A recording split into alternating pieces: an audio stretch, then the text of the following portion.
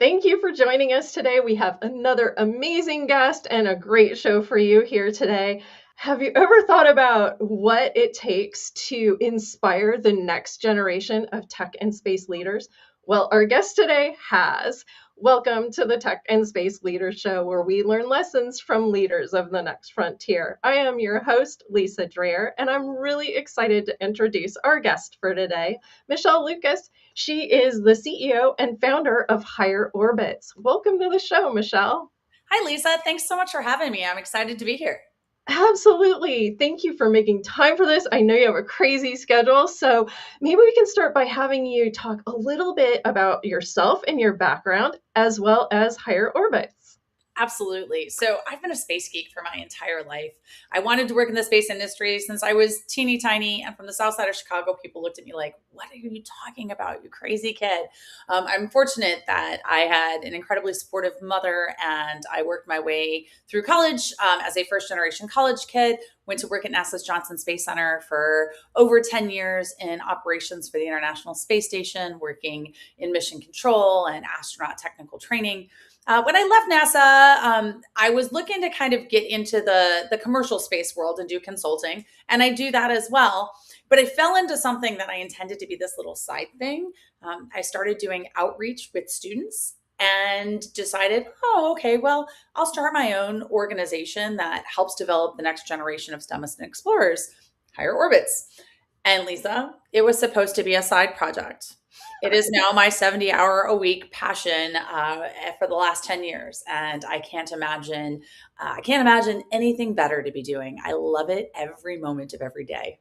Oh my gosh, that's amazing. So you've really moved from kind of training NASA astronauts and working in mission control over to really inspiring that next generation. What was kind of that moment that made you think, okay, this is something that I want to really dedicate all of my time to? So it kind of happened a little gradually, to be very honest. At first, it was like, oh, I'm going to do this on the side. And I was running, a program here or there. And the words resonating in my head were don't complain about a problem, try and fix it. And I was complaining about workforce problems we had. Not that kids weren't smart enough in STEM, but that we didn't have enough kids in STEM. And that the kids that we were getting into industry we're not necessarily doing the most amazing job in communication and teamwork. And so I'm like, okay, how can I help that? And so that was how this all started. And as I started doing it, I realized that, well, don't get me wrong, I really enjoyed training astronauts and they're awesome. They now ask who's harder to train, them or students. I try to not answer that question because I can't win, right? Um, but as I started doing this program, I realized the power it could have for students, but it's what I wish I'd had as a kid. I was the kid who would have loved to have had a space inspired STEM event in my backyard. And so I just wanted to be able to provide that for more students all across the country. Ugh, that is amazing. Okay, so you have kind of a flagship program called Go for Launch, Yep. and it gives students a chance to work alongside actual astronauts. Is this like tell me more about this? This sounds amazing. As a kid, this is, oh my gosh, I would have given anything to have spent a couple of days with an astronaut, right? I met Jerry Ross at the Popcorn Festival in Valparaiso, Indiana. He wishes I would quit telling people that because he's like, you realize that dates both of us. I was like, no, no, no, it's okay. It's okay. But it was like a quick meet and greet. Hi. And I realized the power that there is of pairing students with astronauts where, yes, they're heroes, they're amazing, but they get to share the stories where they were also just a student in a seat, not that different from theirs one day. They talk about their journey, they talk about how they got to where they are. And it's amazing to be able to watch the students ask everything from, like, well, what's it like to fly in space? Or, what's your favorite food in space? To, hey, you're a pilot and I'm thinking about getting my pilot's license, but I'm a little nervous. Like, were you nervous? And the beauty of it is these astronauts are so honest that they'll have that discussion with a student. And that turns on something in a kid's brain of like, wait, this person has been to space. They're amazing. They've done these incredible things. And once upon a time, they weren't sure that they could do it either. There is so much inspiration and power in that.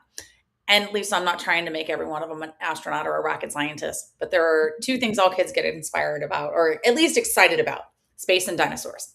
I know nothing about dinosaurs. Sue the T-Rex in Chicago. They're really awesome. Beyond that, that's all I got. But space is a great way to inspire students to think bigger, dream bigger, consider more possibilities than they previously had. And astronauts, well, they're kind of the flagship of the space world, if you will, being able to put them in a room with students for 2 days. I mean, not a 40-minute talk, 12 questions and out the door, which is amazing. Don't get me wrong.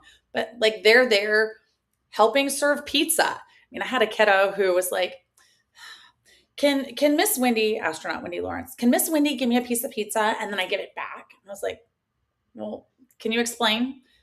I just really want to be able to tell my friends that an astronaut served me pizza, but I can't have pizza. So could she just, and I was like, can you have a cookie? It's like, yeah. I said, what if astronaut Wendy Lawrence served you a cookie? He's like, oh yeah, that'll work. I mean, like the little just genuine, authentic moments like that resonate with these students. It's magic, in my opinion. That is amazing. So, how did this originally come about? How did you make that connection where they could spend a couple of days with the astronauts? Well, I spent a large chunk of my career at Johnson Space Center training these astronauts to fly in space from a technical capacity. And so they became my colleagues and my friends. And when I went off into the world to do not this intentionally to start with, but when I started this program, I started reaching out to those colleagues that had retired from NASA. We work only with retired astronauts from NASA. And I said, hey, I'm trying to do this. Like, what would you think? And our first astronaut to support was Dottie Metcalf-Lindenberger. She was at our first event in Deerfield, Illinois in 2016, and she's a former educator. So I was like, Dottie, you are kind of the gold standard. Like, will you come see what I've created and tell me, like, is this good? Should I like pack it in and like forget this?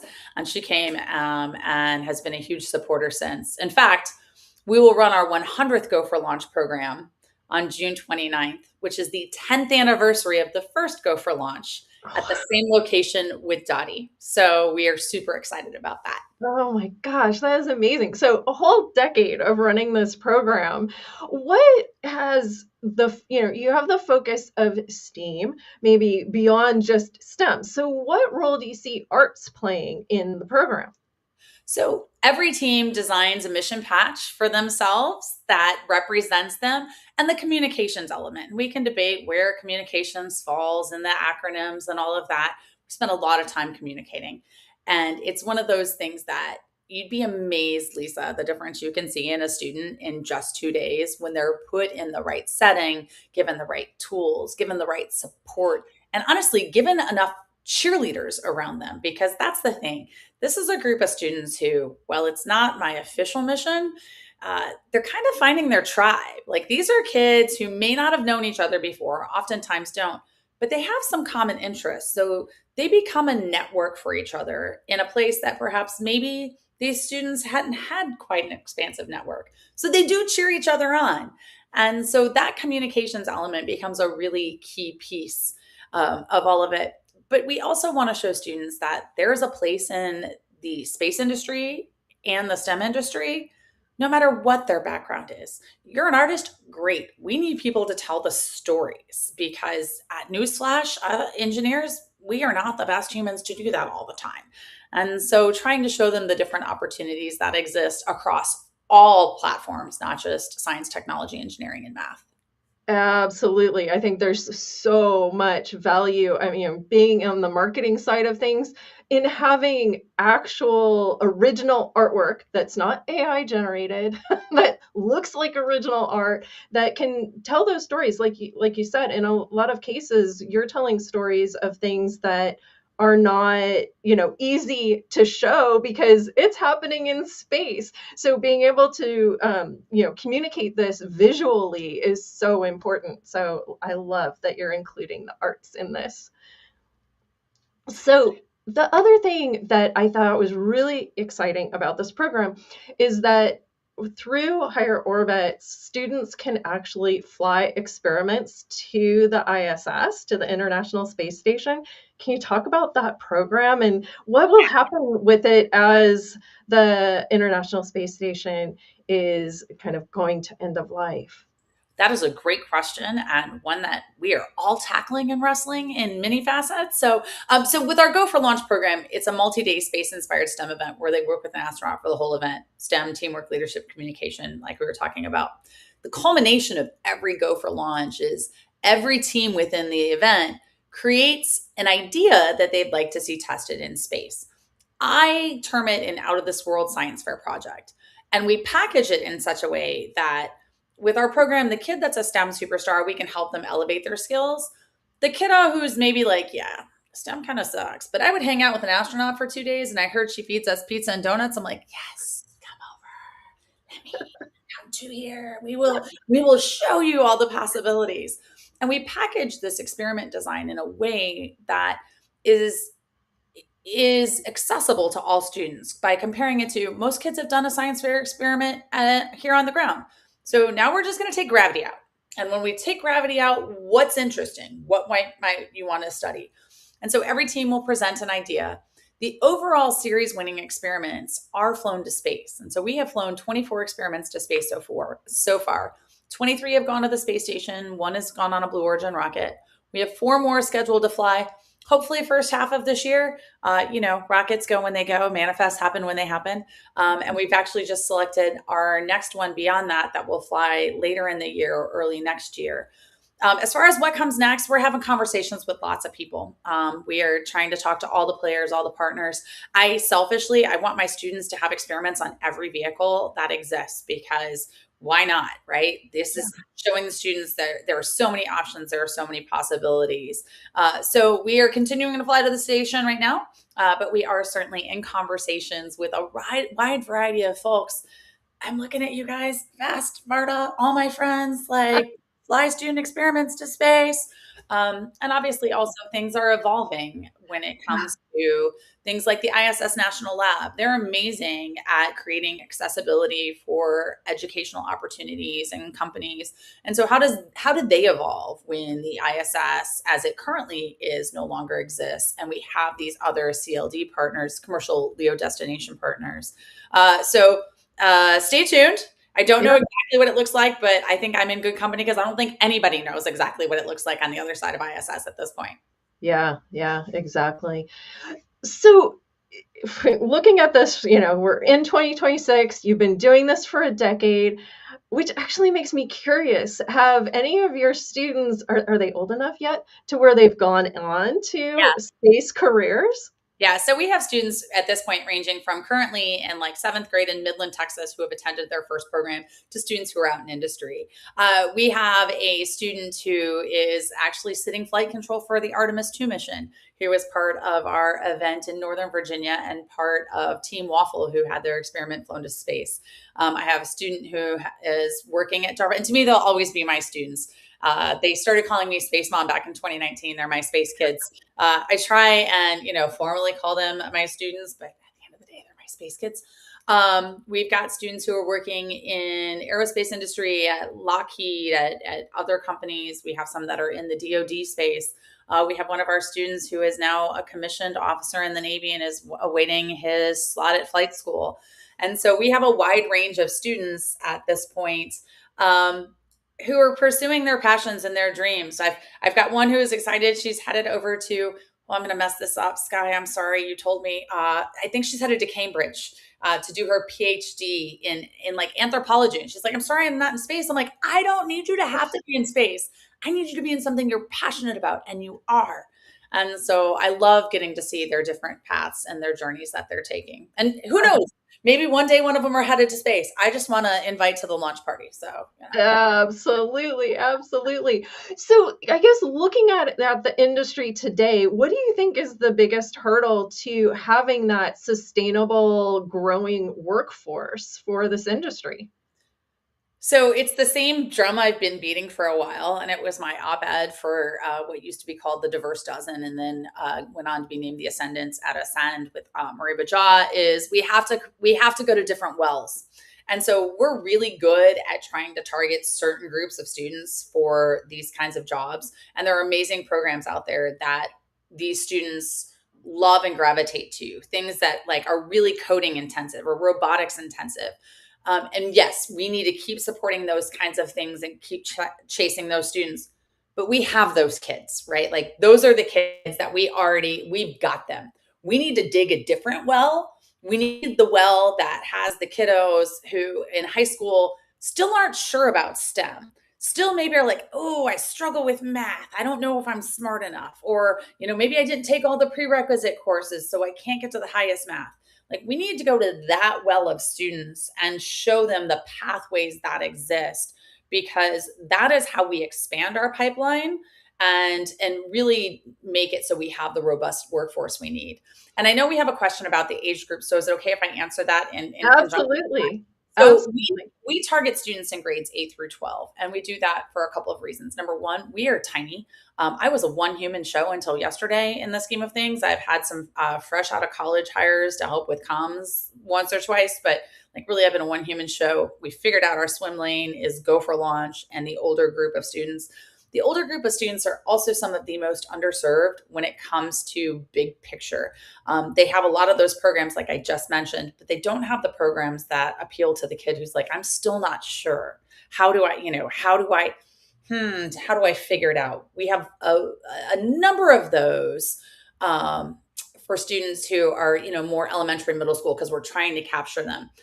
But one of my arguments for years has been that we can't think that just because we didn't get them before they're out of middle school, we've lost them, because then we've lost a huge piece of the population. So we need to keep trying to bring them in, even as they get to be freshmen, sophomores, juniors, even seniors, right? Because there are pathways to get them to the other side if they're willing to work at it.